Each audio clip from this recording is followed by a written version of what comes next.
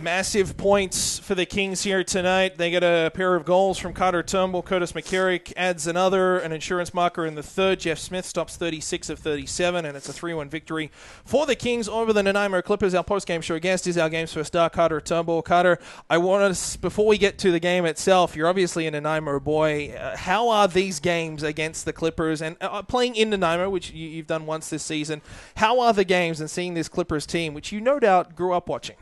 Yeah, obviously I grew up watching them, and playing against them is kind of funny, but I love it.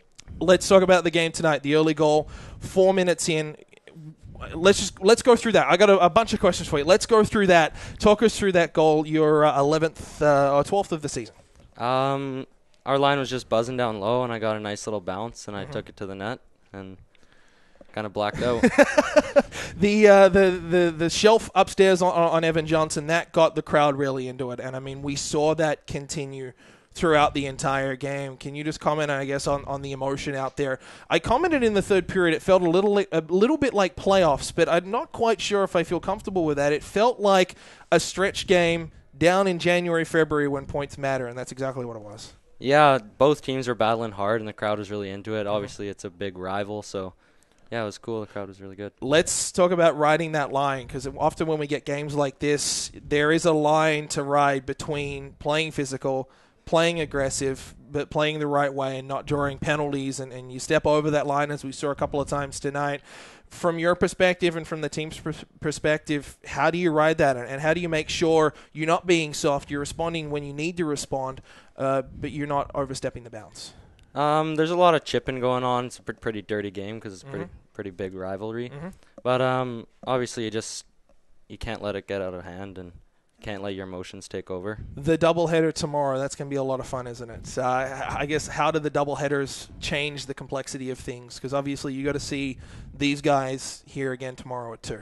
Obviously the first game, it always sets the tone for the second game, and it was a really tough game tonight, so we expect the same thing tomorrow. Defensively, when you see three guys that have as many points and as many goals, and Sheldon Rempel leads the cast, but Devin Brasseur, he got the goal tonight, Matt Hoover threatening as well. When you see those three guys come up on the schedule and you know what you're going to get with them, I just wanted to kind of get your aspect defensively, because it was, I mean, we were talking when you came up here, it was led by Nick Nonis and Jeff Smith obviously in net, but a pure team effort tonight.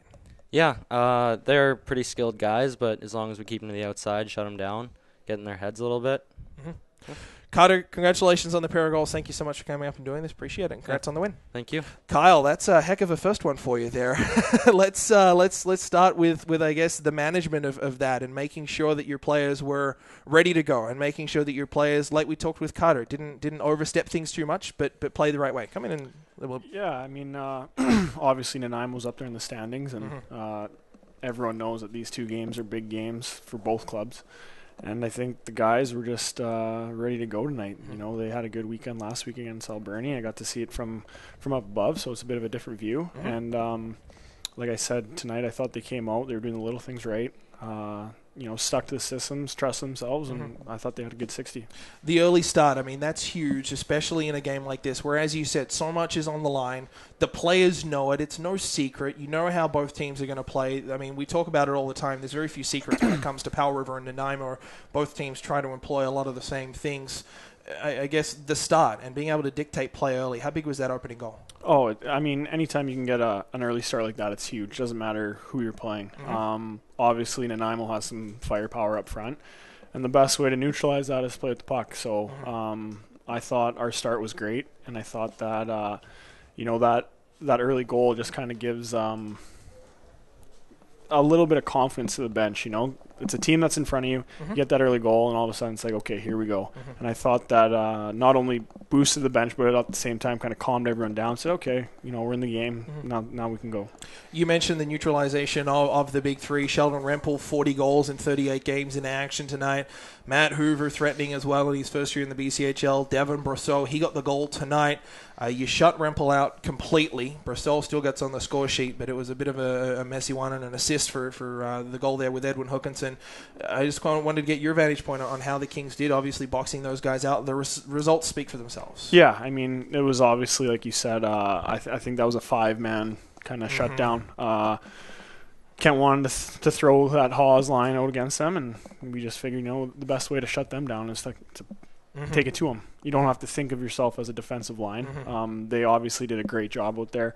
Nick Nonis and Andy Stevens, phenomenal out there. Great sticks. I thought they were breaking up the plays. I thought they really dictated the play in our own end, which is key. It doesn't matter what the offensive time possession might have been. They weren't getting many quality shots, and that's what you like to see. So I thought it was a good 5-man effort by those guys. Did you get a sense on the bench of the tide beginning to turn, particularly in the third period there, where things were tense, not a lot was getting called, it was a lot of long plays between whistles?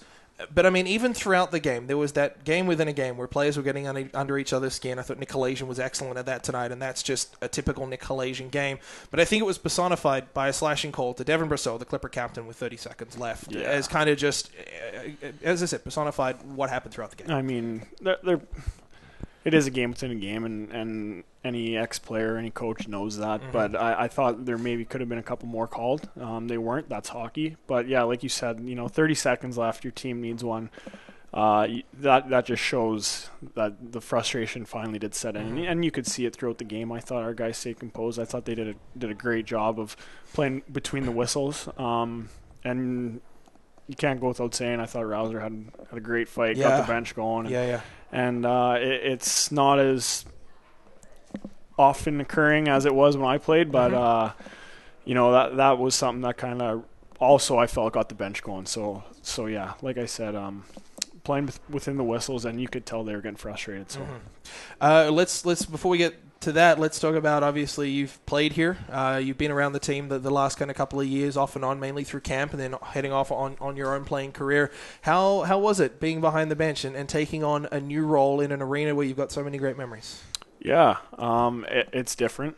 Didn't really know what to expect, so you just see the game at a different vantage point, and I've played at different levels where I see things that these guys will see as they move on with their careers. And it's one thing Kent always preached, my coaches at school always preached, and at pro, that as you get older you see the game differently, and you kind of finally start to realize that as you step back. And as I watch these guys, like the potential for all these players is astronomical. So it's good to see it from that view, and it's obviously a great way to stay involved. So I imagine you've done more than a few Powell River Nanaimo doubleheaders in your time in the BCHL. From personal experience, what is that second leg like against two teams that just don't like to play each other? Yeah, there's numerous ways to look at it. Nanaimo's going to come out tomorrow. And on the other end of it, whoever wins that first one always wants to get that second one. So I think tomorrow is going to be the same pace. I think both teams are going to want those 2 points. So I think it's going to be another exciting game.